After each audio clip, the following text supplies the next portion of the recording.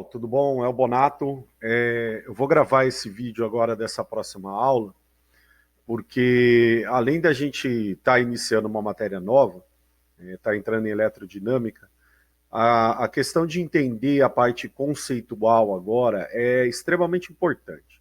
A gente está mudando, não sei se todos perceberam isso, mas a gente está mudando agora para a eletrodinâmica. O nosso tema anterior era eletrostática, né? Quando a gente mexia com força, campo, era basicamente as propriedades das cargas em repouso, das cargas paradas. Agora não. Agora a gente coloca o elétron em movimento, que é o grande tema da eletrodinâmica, e a gente tem as consequências desse elétron entrar em movimento. Então, pelo próprio nome, a gente já sente que a matéria muda, que é diferente. Dinâmica de movimento, o elétron da sua carga elétrica e o movimento dos elétrons que pode produzir a famigerada energia elétrica que a gente não vive sem, é um dos grandes bens da humanidade depois do século XX. Você pode passar um dia sem água, mas um dia sem energia elétrica você não consegue passar, pode ter certeza disso. Então, essa parte da física agora ela vai estudar as consequências de se colocar o elétron em movimento.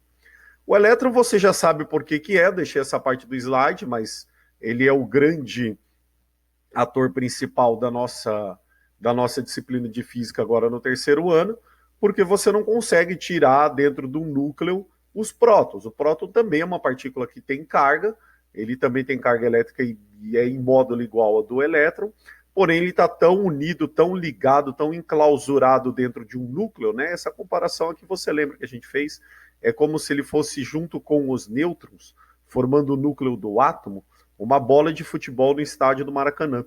E o primeiro elétron, aquele na camada S2P2 do elétron de hidrogênio, que é o mais simples que tem, seria uma bolinha de ping-pong girando na última arquibancada. Então é muito difícil você chegar no próton lá dentro, é mais fácil você trabalhar com esse cara. Então, de novo, né? É o movimento do elétron que produz a energia tão necessária para a gente viver todas as maravilhas da tecnologia e esse mundo moderno que a gente tem. Nas aulas que você já assistiu na videoaula, você já ouviu falar de corrente elétrica. Por que é importante a gente definir a corrente elétrica?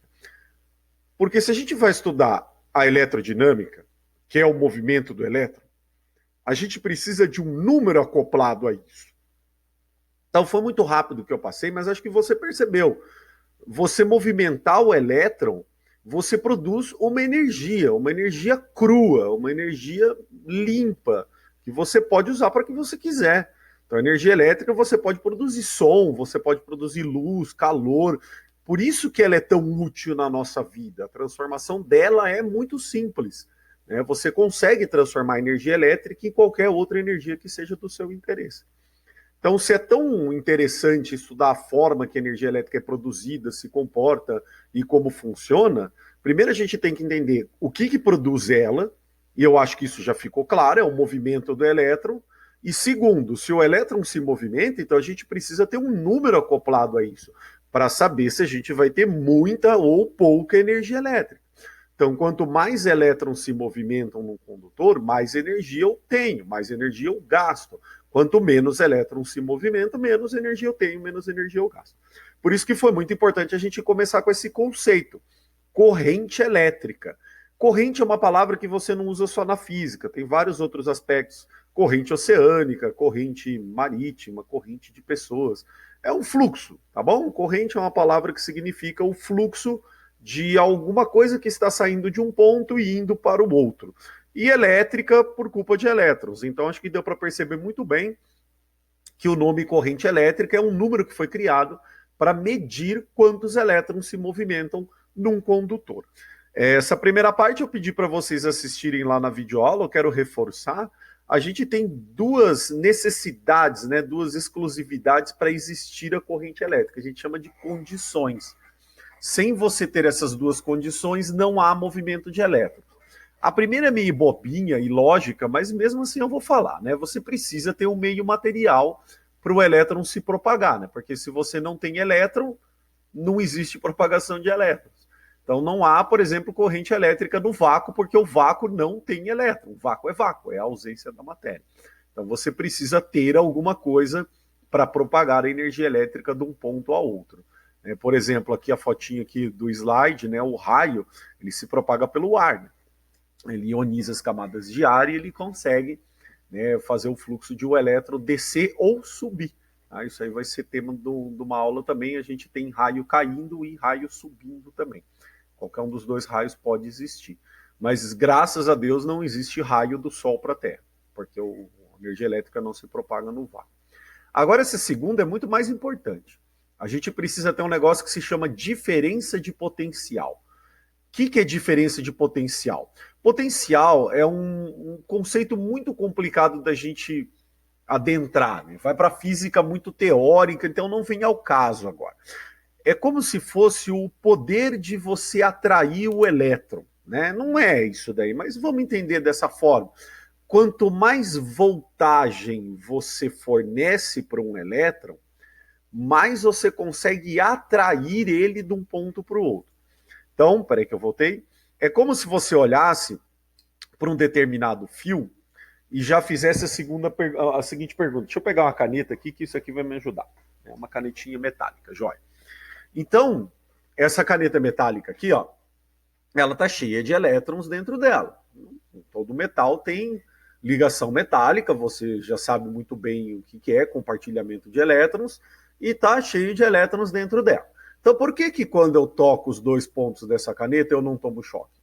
Se tem elétrons se movimentando.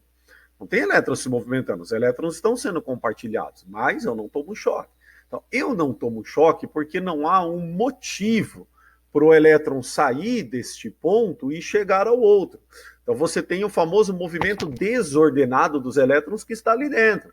Então, cada um se mexe da maneira que bem entender, não tem ninguém ordenando ninguém. É como se o movimento desse fulaninho aqui que estaria vindo para a esquerda cancelasse o movimento de um fulaninho que está vindo para a direita, um fulaninho que está vindo para baixo, cancela com um fulaninho que está vindo para cima e no final das contas o saldo total é zero. Você não tem nenhum movimento ordenado na bagaça. Então por que eu não tomo choque assim e quando eu enfio a caneta na tomada eu tomo choque? Porque a tomada é que tem esse aspecto diferente. A tomada ela fornece voltagem. Ou, se você puder agora, vamos usar o nome mais formal, diferença de potencial. Por isso que a gente vai abreviar muito DDP, tá? Que é a abreviação de diferença de potencial. Essa diferença de potencial, que é a voltagem, ela te dá um motivo para o elétron andar. Então é como se eu tivesse chegado para esses elétrons e falasse assim, galera, eu te dou 5 mil reais se todo mundo for para a direita. Aí os caras vão igual uns loucos, né? Até você deve estar levantando a cadeira aí, deve estar se jogando contra a parede. Porque você tem um motivo agora para fazer esse fluxo ordenado. Então você tem a capacidade de atrair o elétron e você ordena o movimento dos caras.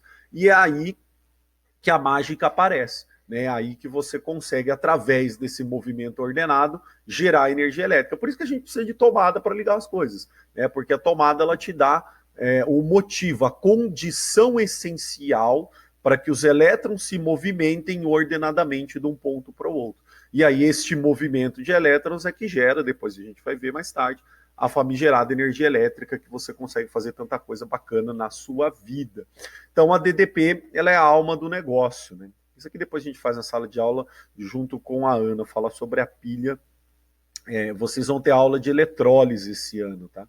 E é importante você entender, dentro de algumas reações químicas também, como esse movimento de elétrons ocorre. Mas isso não vem ao caso agora. E aí, como na física nem tudo são flores, a gente, ok, né? Movimento de elétrons é muito bacana, você precisa de voltagem, uma vez que você jogou voltagem num metal, por exemplo, em qualquer outro condutor, os elétrons começam a se mover e eu tenho energia elétrica, mas nem tudo são flores. A gente precisa fazer conta. Né? Se a gente não calcular, não é física. A gente não é um álbum de figurinhas que a gente coleciona fatos. A gente precisa sempre medir. Né? Então, como é que eu meço quanto de movimento de elétron eu consigo se eu der 5 mil volts, ou se eu der 50 volts, ou se eu der 50 milhões de volts. Então isso tudo vai gerar uma corrente elétrica, que é o que vocês viram na aula passada. Eu não vou me alongar muito aqui, porque vocês já assistiram as videoaulas, muitos já me entregaram a lista 5, então que deveria ter sido entregue até o prazo da semana passada.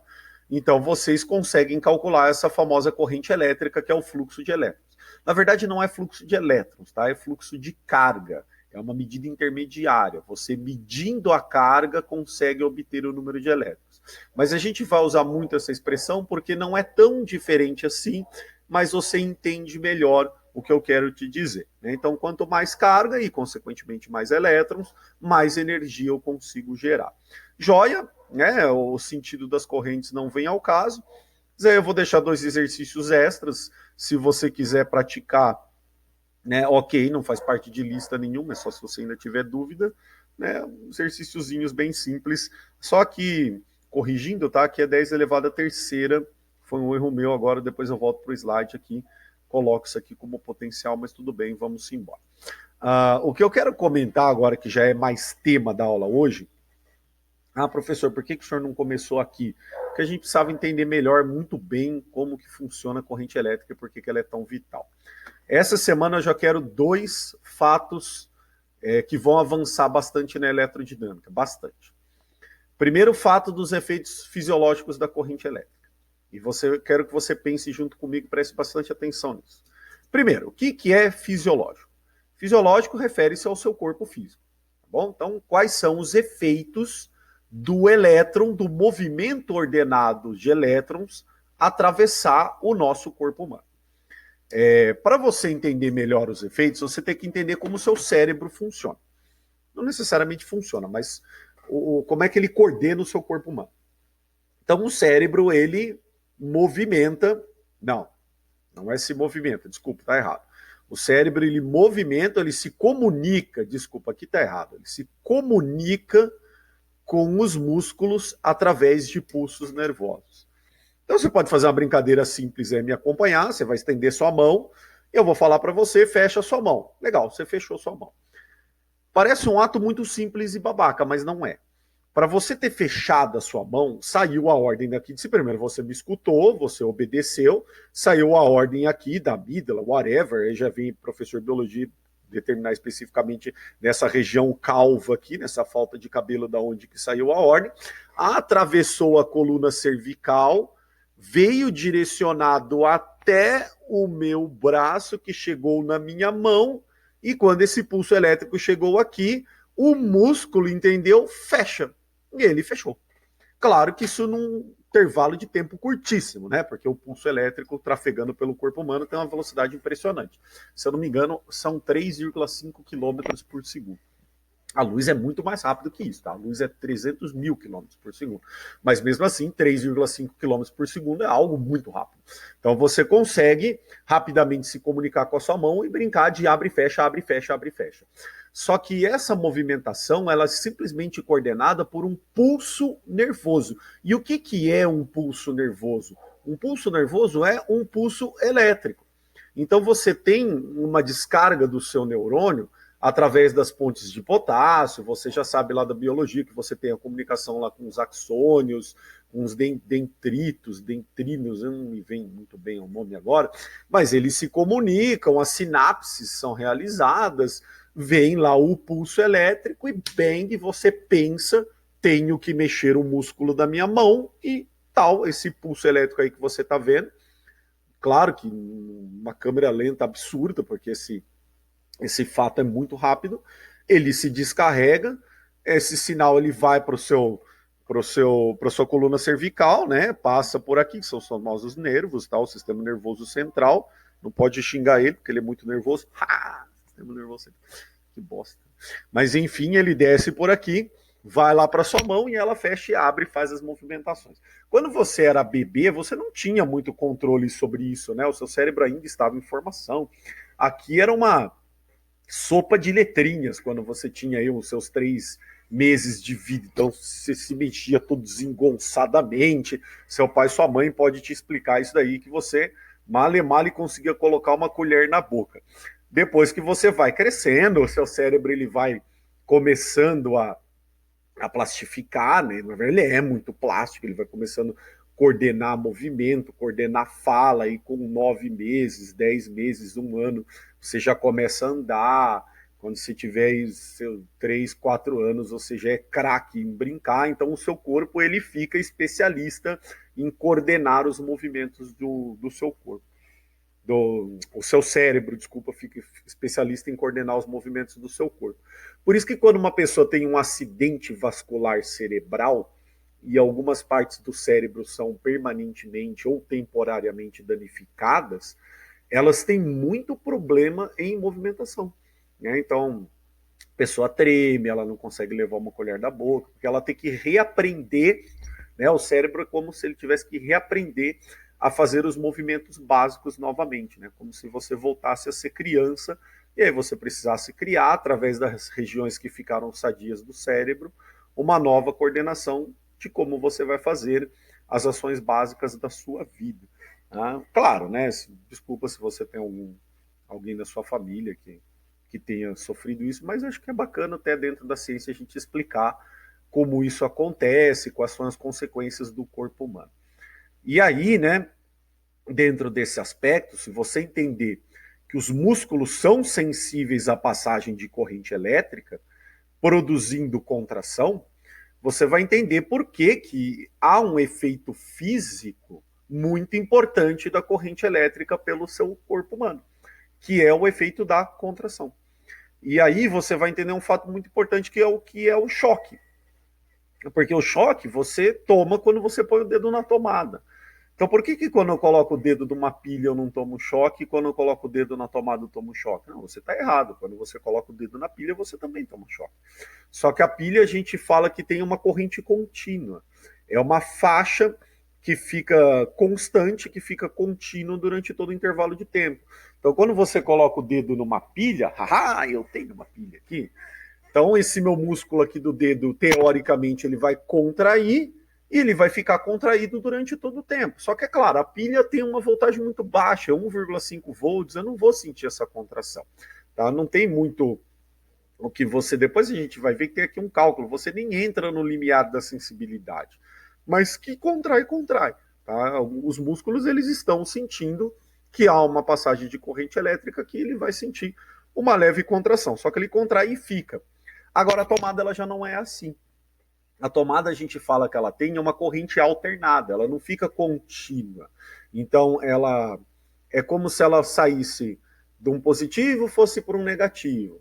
Então vamos brincar em valores. Uma hora ela é menos 110, outra hora ela é mais 110. Menos 110, mais 110. Menos 110, mais 110. Ela vai brincando de ondinha. Né? Uma hora ela está na crista da onda, outra hora ela está no vale da onda. Então ela vai sofrendo oscilações. Por isso que a gente chama de alternada, ela se alterna. Então, o que ela vai fazer? Na hora que você tocar o dedo na tomada, uma hora ela vai mandar você contrair, porque ela está na crista da onda. Outra hora ela vai mandar você relaxar, porque ela está no vale da onda. Então, aqui você contrai, aqui você relaxa. Aqui você contrai, aqui você relaxa. Por isso que quando você coloca o dedo na tomada, você tem essa sensação de espasmos. Porque você contrai, solta, contrai, solta, contrai, solta, contrai, solta. Claro que muito rapidamente. Isso na tomada é na velocidade, na frequência de 60 vezes por segundo. Então ela está pedindo que o seu músculo se contrai e solte 60 vezes a cada um segundo. Por isso que quando você coloca um dedo na tomada, você fica aquele cara bobão, aquela menina bobão, balançando, porque você está a 60 vezes por segundo tentando fazer... Olha aqui o e-mail da AliExpress. Você está a 60 vezes por segundo tentando fazer os procedimentos de contração e relaxamento. Aí o que a gente tem que falar agora? Né?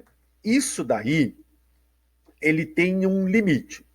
O que você tem que entender de importância agora, porque isso é bastante teórico e tem a ver com a sua vida.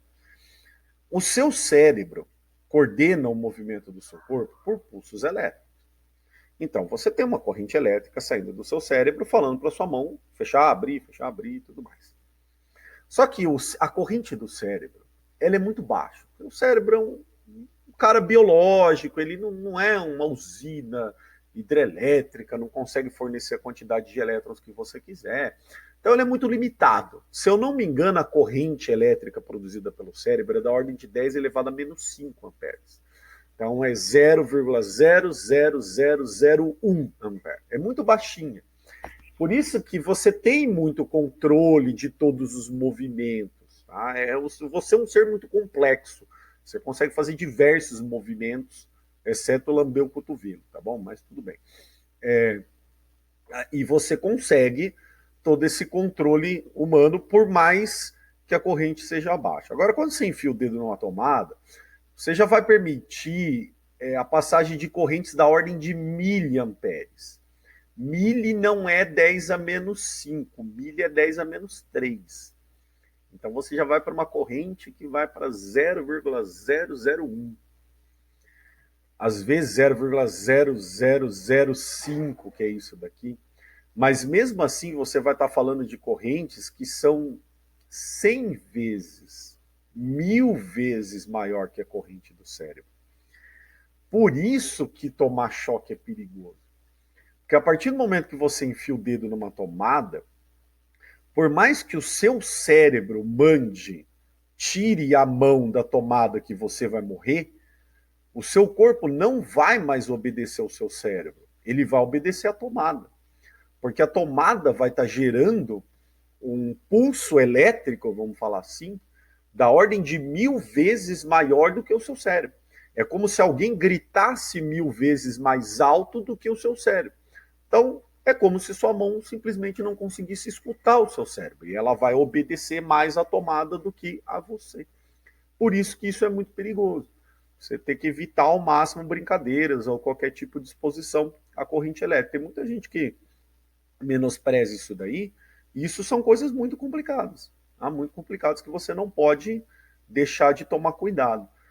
Inclusive, uma coisa que pode até salvar a vida de vocês, lembrei agora na aula, agora aqui, ó, falando para vocês, é o seguinte: você tem um fio elétrico. Se você não tem. Você precisa saber se ele está ligado ou não. Você não tem multímetro, voltímetro, aquelas canetas que mede fase ou não na sua casa, você precisa saber que aqui está passando corrente. Tem muita gente que tontamente vai lá e enfia o dedo assim. Isso é um risco muito grave, você pode morrer. Porque se você enfiar o dedo assim, ó, do jeito que eu estou fazendo na figura, ó, aproximando a mão assim, se você enfiar o dedo assim, se tiver passando corrente elétrica aqui, ela vai entrar na sua mão. E qual vai ser a primeira reação do seu músculo? É contrair. Você vai fechar. E na medida que você contrai, você não consegue mais soltar esse fio. E esquece, meu filho. Não tem o que fazer. A não ser que alguém desliga a força central ou tome uma solução mais radical, você vai ficar preso e você pode morrer. Então, uma coisa que pode ser útil para você é assim. Nunca assim. É assim. Ao contrário, porque se estiver passando corrente elétrica, a reação do dedo é contrai. E ele automaticamente, sem você mandar, isso aqui é interessante perceber, ficar assim que está difícil para mim, automaticamente, ao contrair, ele vai tirar o dedo do contato com o fio. E você, opa, eu nem mandei, ó, o dedo contraiu, então quer dizer que está dando choque elétrico e você não se expõe a perigos. Mas mesmo assim, fica a dica, tá? Se precisar, nunca faça isso, tá? Use qualquer outro tipo de aparelho. E aqui estão os riscos, né? Você já está vendo aí na aula essa tabela, eu nem cheguei a comentar nela. O risco maior, ele acontece com um cara que vocês vão me ajudar a responder. Né? Então tá aqui, né? Abaixo de 0,5 miliampere no seu corpo, você não tem nenhum efeito importante. Se a corrente elétrica que estiver passando pelo seu corpo for de 0,5 mili, tá? Presta atenção nesse prefixo, não é meio ampere, é miliampere. 0,5 miliampere é 0,0005. É bem baixa a corrente, mas mesmo assim, com essa corrente bem baixa, você já começa a sentir. Você está no limiar da sensibilidade de que vai acontecer alguma coisa. De 2 miliamperes a 10 miliamperes, você já começa a sentir dor e já tem uma boa percepção da contração muscular do seu corpo. Aqui já começa a entrar nas correntes produzidas por uma tomada, tá? A tomada, ela produz correntes muito maiores do que isso para aparelhos elétricos. Então, para aparelhos elétricos, ela consegue produzir até 40 amperes, tá? Que seria uma coisa da ordem de, sei lá, de 400 mil vezes maior do que esse valor. Mas pelo corpo humano, a tomada já consegue produzir correntes de 2 a 10 miliamperes. Depois a gente vai ver por que o corpo humano tem uma corrente muito menor do que um chuveiro. Então você já começa a ter dor, início da contração muscular. De 10 a 20 também está na faixa de uma tomada. Aumento da contração muscular, aumento da dor e consequências mais graves. e de 20 para cima, aparentemente, você já não tem mais muito o que fazer. Se você tomar um choque maior do que 20 miliamperes, você já corre um seríssimo risco de ter uma parada respiratória. De 100 miliamperes a 3 amperes, isso daqui já envolve fio de poste, tá? Você tem fibrilação muscular, onde você não recupera mais partes dos músculos do seu corpo. E acima de 3 amperes não tem mais o que fazer, porque não é nem parada cardíaca, é queimadura interna. Queimadura interna é quando você pega fogo de dentro para fora. Tá? O calor produzido é tão grande que simplesmente o corpo ele torra. Então a gente não pode nunca brincar com esse tipo de fenômeno, porque a coisa aqui é muito séria. Né? Esse aparelho eu queria muito comentar com vocês, porque ele é um aparelho que tem tudo a ver com a aula, pelo menos desse daí, das consequências fisiológicas da corrente elétrica. O desfibrilador, ele é um aparelho que ele dá um choque numa pessoa de propósito, tá? De propósito. Então ele consegue gerar a diferença de potencial da ordem de 500 volts, pois a gente vai ver, tá? A carga armazenada dele consegue transmitir até o seu corpo essa energia de 360 joules, que é muito alta, e ele é feito para a pessoa que está sofrendo uma parada cardíaca ou em casos de infarto. E aí a gente volta, e é aí que eu peço ajuda de vocês, porque que essa tabela era importante. Qual é um dos principais músculos que existe no corpo humano? Se você respondeu certo, você falou coração. Então, o coração, ele é um músculo. Não inteiro, tá bom? Mas é praticamente um músculo. Por isso que ele contrai, por isso que ele bombeia o sangue. E, infelizmente, quando você tem corrente elétrica passando pelo seu corpo, um dos órgãos que mais sente a passagem da corrente elétrica é o coração. Porque em vez dele obedecer o batimento natural dele, ele vai querer obedecer o batimento da tomada. Ele vai querer bater 60 vezes por segundo. Né? Imagina o coração bater. Para você agora está batendo 60 vezes por minuto. Ele vai querer bater 60 vezes por segundo. Então, dependendo da intensidade da contração que ele começa a ter, ele entra em um estado caótico. Ele simplesmente ele não sabe mais o que obedecer, ele perde completamente a função vital dele e ele para. Né? Um infarto provocado pelo choque elétrico, basicamente isso. Ele para. O coração vai parar de bater. Mas da mesma forma que um choque elétrico pode ser perigoso e infartar uma pessoa, ele pode ser benéfico e fazer o coração voltar a bater. Então, da mesma forma, a gente vai reforçar, o coração é um músculo e ele é sensível, ele é o órgão mais sensível à passagem de corrente elétrica. Então, se uma pessoa está sofrendo ou sofreu um infarto e você precisa fazer ela voltar à vida, uma parada respiratória, uma parada cardíaca, o desfibrilador é fantástico, porque ele vai te dar o choque limite. Isso é o choque limite que o corpo aguentaria. Lembrando que aqui a pessoa já está praticamente com o pé na cova, né? Então você trabalhar na ordem do limite não vai fazer muita diferença. Isso aqui é uma dor, dizem que é uma dor insuportável, mas poxa, você vai voltar a pessoa à vida. Então dane-se a dor, né? Manda o choque para ver se ela vem junto com você. Então a pessoa tem esse aparelho que aqui dentro tem capacitores capazes de armazenar cargas absurdas que produzem essa energia elétrica numa corrente elétrica. O cara ali passa um gelzinho para melhorar a condutividade, pum, gruda aonde na pessoa? Na perna, na cabeça, no braço? Não, justamente, tum, na caixa torácica da pessoa, para que justamente o coração sinta a passagem da corrente elétrica e ele lembre que ele tem que bater. Então, um incentivo, né? Um empurrão, acorda aí, meu, vamos voltar a bater. Tá? Você joga, ele tum, dá uma contração muito forte e depois ele capaz que ele volta a entender que ele tem que voltar a bater. Um dos fatos mais interessantes é que quando uma pessoa toma aí uma descarga de desfibrilador, o corpo, né, a caixa torácica, ela tem uma reação, porque aparentemente os músculos das nossas costas, eles são muito mais, não é mais, é muito mais fortes que os músculos da parte de frente do nosso corpo. Então, por isso que quando você toma um choque, né, de desfibrilador, a pessoa ela vem assim, ó, ela contrai os músculos das costas, ela enverga, né? A pessoa está assim, ela enverga, aí ela deita de novo e o coração volta a bater, porque na verdade, por isso que dá muita dor, né? Você contrai o corpo, a caixa torácica da pessoa inteira, né? Mas lembrando, dane-se, né? Essa pessoa já está um pé na cova, a gente tem que tentar de tudo para fazê-la reanimar. Então, por isso que você tenta esse dispositivo, que é um dos dispositivos extremos que a tecnologia na saúde nos permitiu, né, desenvolver. Já exposições acima de 1000 volts, você já consegue produzir esse efeito aqui, ó, que é queimadura interna, e aí já não tem o que fazer, tá bom? Queimadura interna não adianta você querer aplicar um desfibrilador porque você queimou o seu coração, você queimou o seu rim, você queimou o seu fígado. Aí já necrosou total, não tem mais escapatória, a saída aí é a morte. Então por isso que a gente fala, nunca brinque com corrente elétrica. Então essa primeira parte da aula acho que foi bem bacana, tá bom? São os efeitos que a passagem da corrente elétrica pode produzir no seu corpo. A segunda parte da aula agora tem gente que vai reclamar, porque a gente vai voltar aos números. E aí muita gente pode ter se perguntado até agora o seguinte: professor, legal, então eu posso morrer ou não enfiando o dedo na tomada. O que vai definir se a corrente que vai passar pelo meu corpo aqui é alta ou é baixa, né? Como é que a gente pode medir a corrente que passa pelo nosso corpo? Ah, aí que tá. Para medir a corrente que passa pelo nosso corpo, existe uma fórmula. E não fica só na fórmula, igual eu falei já, quem não gosta de matemática vai adorar essa mudança da eletrostática para eletrodinâmica. Não, não é corona não, pelo amor de Deus, eu engasguei aqui. Vai adorar esta mudança. Aliás, eu vou dar uma dica para vocês, hein?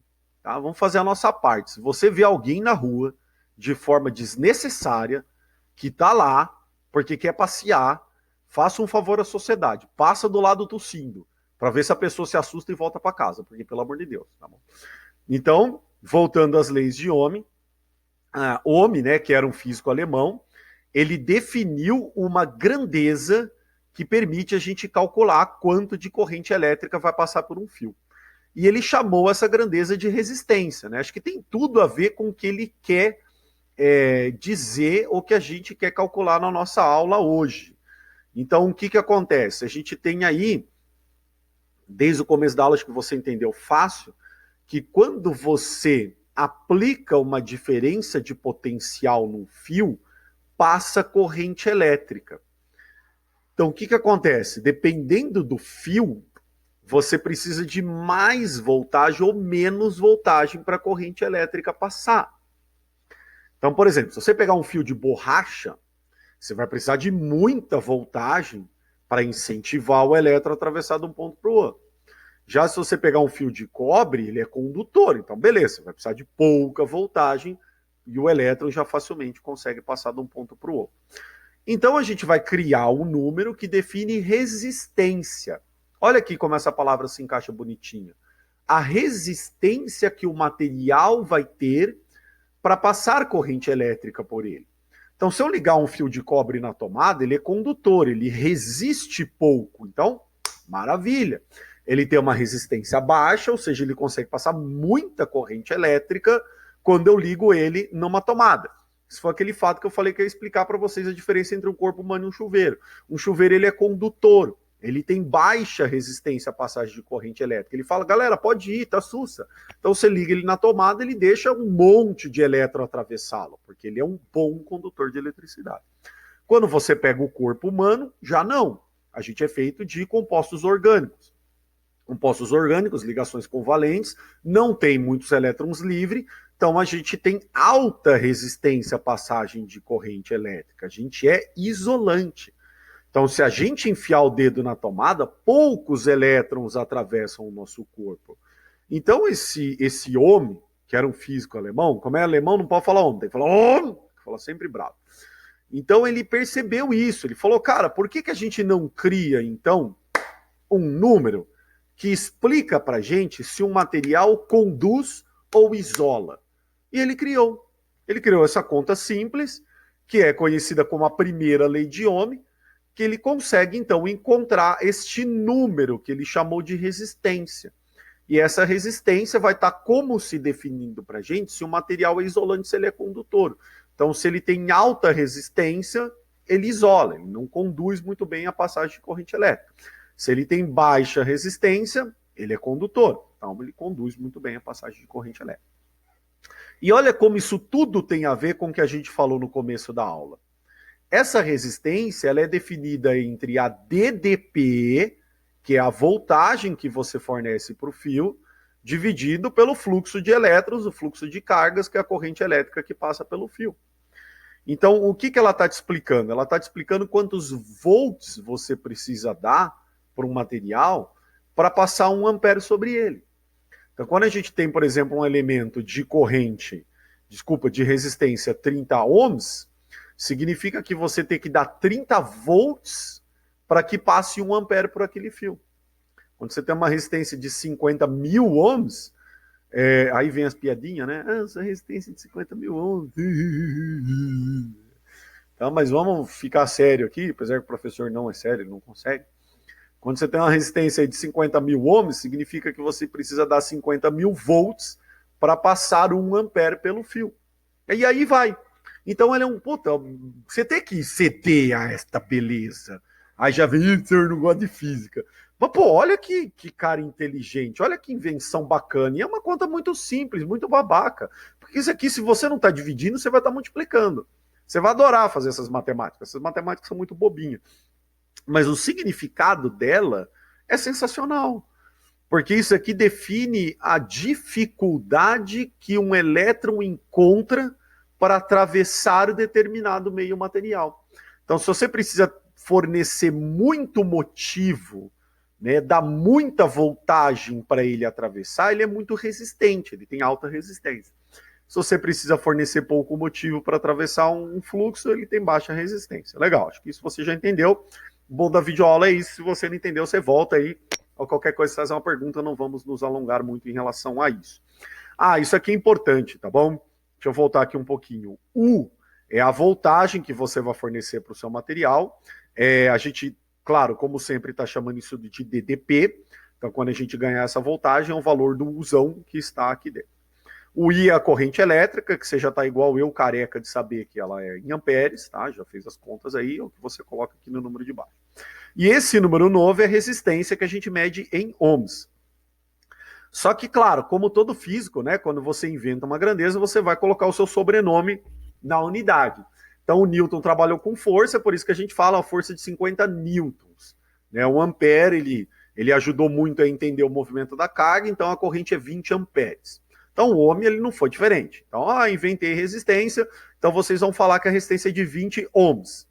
Só que o que acontece? Pelo fato do ohm começar com a letra O, ficava meio bizarro você escrever 20O. Se você escrever 20O, muitas pessoas vão ler 200. Vão confundir esse O com um zero e vai ficar uma bosta. Então é 20, é 200. O que está acontecendo? Ficava aquela melecação toda que ninguém entendia merda nenhuma o que acontecia. Então o homem, para simplificar o aspecto, resolveu então, em vez de usar a letra O, usar o O grego, que é este símbolo que vocês estão vendo. Esse é o ômega, tá? É o O maiúsculo na Grécia. Então, por isso que, não estranhe, vocês vão encontrar muito esse símbolo a partir de agora. Então, vocês vão responder, a resistência é 20 ômegas, tá? Só que a gente não lê ômega, a gente lê ohm na física, por isso que a gente fala desse princípio. E aqui embaixo é um desenho também que vai ser muito comum a partir de agora nas nossas aulas. É uma simbologia da resistência. Então, quando a gente, por exemplo, for representar um professor Bonato enfiando o dedo na tomada, você não vai querer que eu desenhe o professor Bonato enfiando o dedo na tomada. Né? Tem muita gente que falou que sim, então eu vou desenhar um carro. Então, em vez de ficar fazendo esses desenhos merda de um corpo humano enfiando o dedo na tomada, a gente usa símbolos, que são desenhos mais simples que representam o funcionamento das coisas. Então, por exemplo, quando você vê esse símbolo a partir de agora, significa que aqui tem um aparelho elétrico ou o professor Bonato enfiando os 2 dedos dele numa tomada, que fornece uma voltagem, uma diferença de potencial. E pelo professor Babaca Bonato vai atravessar um fluxo de elétrons, que é a corrente elétrica aí. Tá? Então essa é a simbologia que tem essa função. Mais tarde a gente vai ver que os aparelhos que utilizam resistência elétrica, que na verdade depois a gente vai falar que é resistor, tá? A resistência é um número, o aparelho é resistor. Então os aparelhos que são dotados de resistência elétrica, que tem resistor dentro deles, eles têm como função básica a produção de calor, tá? Depois a gente vai tomar cuidado para não confundir. Por exemplo, televisão não é resistor, aparelho de som, caixinha de som não é resistor. O que mais? Você pode imaginar, o celular, computador não é resistor. Mas essas coisas são.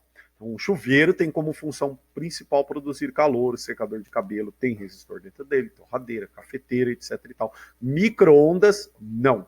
Eu sei que micro-ondas esquenta os alimentos, tá bom? Mas ele não tem como função principal produzir energia térmica, ele produz energia eletromagnética, ele produz ondas. E essas ondas, por consequência, aquecem. Então a gente tem que tomar cuidado. Mas depois eu chamo a atenção disso. Tem algumas exceções aí.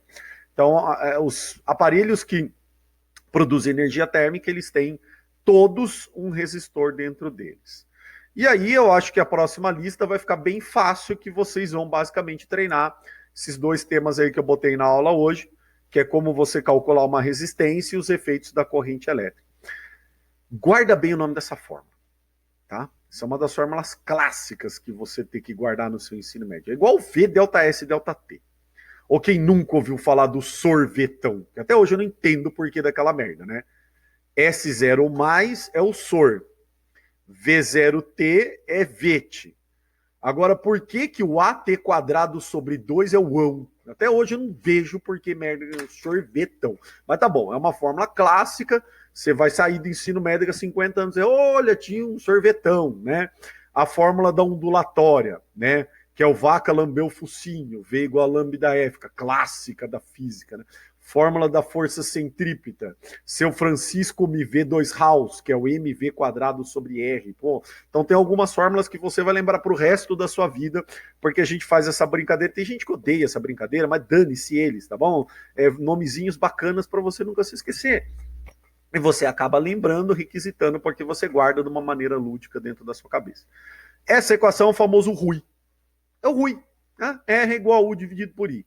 Não vai falar U vezes I, você vai falar merda, tá bom? Então é o RUI. O famoso RUI na física. Esse RUI é tão importante que a gente vai falar que você vai fazer qualquer tipo de questão que você vê uma resistência, a primeira coisa que você vai tentar, manda um RUI. E ele é tão clássico, cara, e é tão fácil, porque é o que eu falo, se você não está dividindo aqui, você vai estar multiplicando esses carinhas, tá bom? Então não tem muito o que falar sobre isso daqui. Então aqui, não sei se eu vou conseguir, tá bom? Porque, nossa, já é difícil escrever na lousa, imagina escrever aqui com o mouse. Um resistor é percorrido por uma corrente elétrica de 5 amperes quando está submetido a uma tomada que fornece uma DDP de 80 volts. Determina a resistência do cara. Ótimo, então a resistência do seu fulano vai ser igual ao U, que é a DDP, 80 volts. Eu falei que era difícil. Vamos fazer devagarzinho aqui para ver se fica bem legível. Seus 80 volts dividido pela corrente que está passando pelo cara, que é 5 amperes. Nossa, gente, é isso daí, tá? É isso aí que vocês vão fazer com RUI. Só que também não fica tão feliz não, tá? O que eu falei, quando a matemática é muito fácil, então a gente se aproveita das habilidades e competências. Então a conta que vocês vão fazer geralmente é muito simples. Ou você está dividindo ou você vai estar multiplicando, não tem segredo. Mas aí o que vai começar a acontecer? Vocês vão ter tabela, vão ter gráfico, vão ter regra de 3, que são as habilidades que o cara vai cobrar. Tá? Agora, ó, presta atenção nisso, 16 o quê? 16 ohms, tá? É assim que a gente responde. Então tá aí, resistência elétrica é DDP dividido pela corrente. E aí vai, tá? O próximo é a mesma coisa. Um resistor ôhmico submetido a uma DDP de 100 volts é atravessado por uma corrente de 4 amperes. Qual é a resistência elétrica desse resistor? Então, resistência elétrica vai ser novamente igual ao caso de cima, 100 dividido por 4, que vai dar 25. 25 o quê? 25 bananas, laranjas? Não, ohms, tá bom? Toma cuidado ao escrever essa letra, tá? Que conforme o tempo vai passando, você já vai começando a dar relato, você vai uns caras assim, tá? Mas procura fazer ela mais ou menos redondinha, pelo menos no começo, porque eu já, nossa, depois de anos já não tenho mais paciência, faço umas letras que mais parece um R, que parece um homem, tá bom? Mas tá lá, então 25 homens. E aí, por exemplo, o cara começa, olha lá, ó, tá vendo? O cara começa a explorar mais, ele começa a pedir mais, então isso é muito comum nesses tipos de exercício. Aqui é mais do mesmo, o item B é mais do mesmo, ele fala qual a corrente elétrica que atravessa, se ele tiver submetido a uma DDP de 200. Então, você sabe que a resistência já era 25 ohms, agora a DDP, que é o U, né, a famosa voltagem, vai ser 200 volts, e ele quer que você calcule agora a nova corrente elétrica que vai atravessar esse cara. Então aí você troca esses dois caras aqui de lugar, né? O 25 vem pro inferno e o I vai pro céu. Então o I sobe, vai lá pro céu, e o 25 vai pro inferno, e você vai ter, eu falei que era difícil escrever com mouse, desculpa aí a feiura, você vai ter 200 dividido por 25. E aí 200 dividido por 25, agora, opa, agora a sua corrente é de 8 amperes. Aí está, perfeito, tá bom? Para você ver, é claro, né? A situação é lógica, você nem precisava ter feito conta, porque a fórmula do Rui ela é totalmente proporcional, na verdade, você pode até fazer as coisas regra de 3. Se por 100 volts atravessavam 4 amperes, é claro que se você dobrar a voltagem, vai dobrar a corrente. Então, de 100 para 200, a corrente vem de 4 para 8. Tá bom? Mas na dúvida, faça a conta, que a conta não falha nunca. E aí ele pede para você traçar o gráfico de U por I para esse resistorzinho. Então, vamos fazer uma coisa que a molecada da quinta série sempre dá risada. Vamos pornográfico os dados. Professor, pornográfico. Então aqui você tem o número 4 amperes e 8 amperes. Para 4 amperes você tinha voltagem de 100 volts, enquanto que para 8 amperes você tinha, sei lá, a voltagem de, sei lá não, né? Sei lá não, tá ali no exercício, de 200 volts. E aí você marca um pontinho aqui, você marca outro pontinho ali, esse gráfico é maravilhosamente uma reta. Nossa, que difícil fazer uma reta, mas tá aí. Uma reta, a gente fala que esse é o famoso resistor ômico, que ele obedece à lei de Ohm, que ele é proporcional ao U por I. Bom, é isso aí, tá? Não vou me alongar mais, a lista tá aí, tá? Então a gente pode ver os efeitos da corrente elétrica e a primeira lei de Ohm, que era fundamental, né? Então, os efeitos da corrente elétrica, como eu sempre gosto de fazer a aula, a gente vai terminar aí essa aula vendo dos efeitos da corrente elétrica mais clássicos que aconteceu no Brasil. Então tá aí para vocês.